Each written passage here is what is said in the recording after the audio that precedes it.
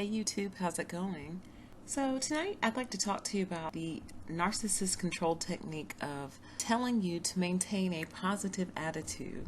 This one I've seen show up a lot in the workplace, in the corporate environment especially, but even in the educational and academic arena.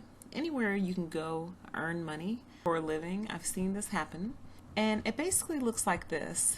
Whether or not you've learned and studied a lot about narcissism or not, you start to catch on to the fact that something just isn't right.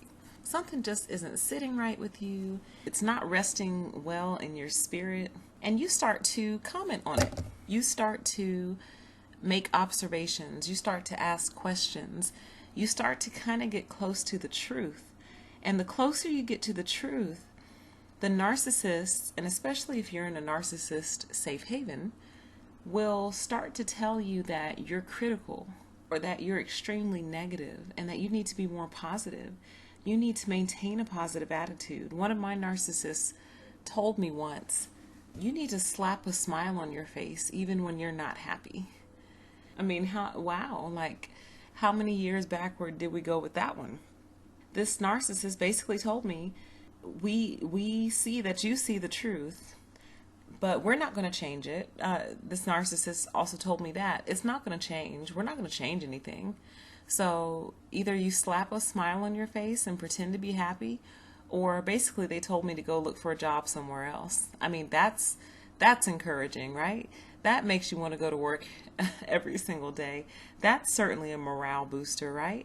You have questions, and here's the part of the untying of the knot. As you start to heal from what these people have put you through, you start to understand that you have a right to ask questions. You have a right to make an observation.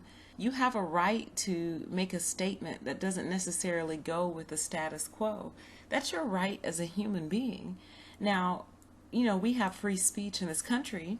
And yeah, with free speech can come consequences, but so be it. You have the right to speak out on what you see. And narcissist safe havens thrive, and narcissists thrive because people maintain silence around them. People maintain fear around these people, especially once they experience the narcissistic rage or anger the first time they ask questions, or the first time that they start to call out what they're seeing. And the control technique is you need to maintain a positive attitude, because people who are susceptible to these types of people don't ever want to be perceived in a negative light. They always want to be perceived in a positive light, because being seen in a positive light means approval. I am approved of. I'm accepted. I'm okay. I'm safe. So as long as I'm viewed in a positive light and I don't ever rock the boat, I'm safe. And so when the narcissist flares up at them and blows fire out of their nostrils for them asking some questions and getting too close to the truth, this person generally will back down and usually enter into a form of professional depression, because it's a conflict between what your heart knows and what your mind is being told. And anytime there's a conflict between your heart and mind, you'll probably sink into depression, because it's like a neutral state. Everything cancels out and you just sink into depression because you can't figure out what's wrong. You're confused, you're stressed out, you have low energy levels, you don't want to go to work, you're probably now becoming late all the time. You're becoming a problem. Isn't it interesting how you once were probably an all-star employee and now you're the troublemaker? Now, how did that happen? How does someone go from all-star to troublemaker in a period of a year or 6 months or whatever? It doesn't make sense. Something happened to that person for them to go from a high performer to someone who's now a troublemaker. And chances are that person is dealing with a narcissistic boss, or they are working in a narcissistic safe haven. And people who demand to live in truth and people who demand to be authentic with their lives have a very hard time surviving in these types of environments, because they demand truth. and they refuse to be lied to. Part of what's been so fun and exciting for me as I'm getting better and healing is that if I feel something is off these days, I don't question it anymore. I don't argue with myself. I don't invalidate myself anymore. If I see something, if something feels weird, that's what it is. I don't need to go find someone and say, hey, have you noticed, or have you experienced this? Is it just me? Am I crazy? I don't have to do that anymore.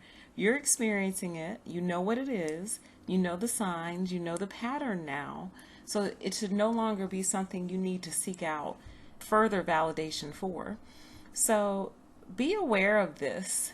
If someone is telling you, you're so negative, you're so critical. Now you might be. That's not to say there aren't negative, critical people out there, but negative, critical people tend to find something wrong with everything at all times, in all circumstances, all across the board. They complain about everything.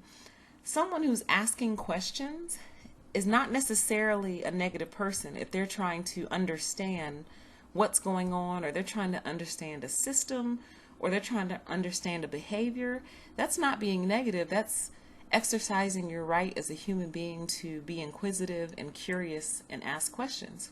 So if someone is denying you the opportunity to know the truth, or denying you the opportunity for clarity, chances are you're dealing with a narcissist. And if you're able, you should really get out of that situation, because it's not going to improve over time.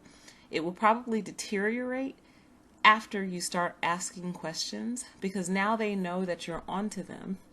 Now they know you're suspicious of who they really are. That's the last thing that they want.